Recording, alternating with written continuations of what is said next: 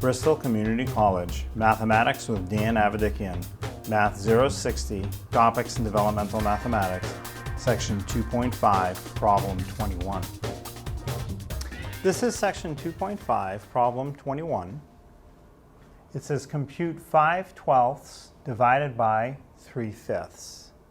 So you really just have to write it in its format of 5/12 divided by 3/5. And what you do with any type of division problem is you can keep the first fraction the way it is. So it was 5/12, it will just stay 5/12. Change the division to a multiplication and invert the second fraction. It'll flip from 3/5 to 5/3. And now you can multiply top times top, bottom times bottom. Now I can try and pre-reduce it. Won't in its divide form things line up, but it's only when you multiply that you can really pre-reduce. So top times top, or numerator times numerator, I have 5 times 5, which is 25. And then in the denominators, denominator times denominator, 12 times 3 is 36.